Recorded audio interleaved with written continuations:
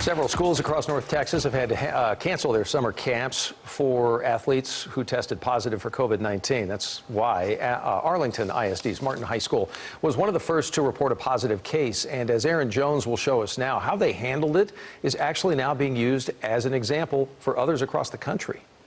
Leading a summer strength and speed camp for hundreds of student athletes is challenging in its own right. But during a pandemic, we're 3 weeks into camp and I have yet to coach a drill. Bob Wager instead focusing on keeping students safe. Pod consistency, social distancing, contact tracing.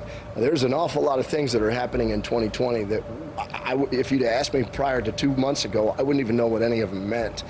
And so I felt like we were really well prepared going in. But life happens, and last Monday, 2 weeks into camp, a student tested positive for COVID-19. Camp was suspended, and Wager began the contact tracing process. Notified the students that and their parents that were in that pod. We also communicated 1,200 plus emails with all of the students and their parents that were in camp.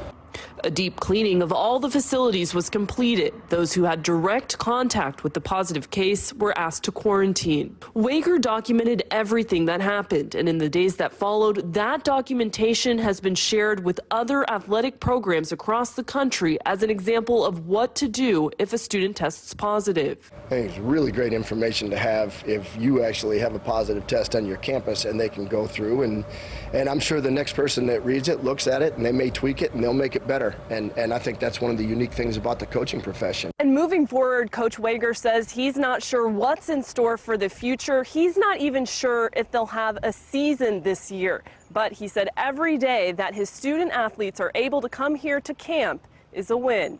In Arlington, Aaron Jones, CBS 11 News.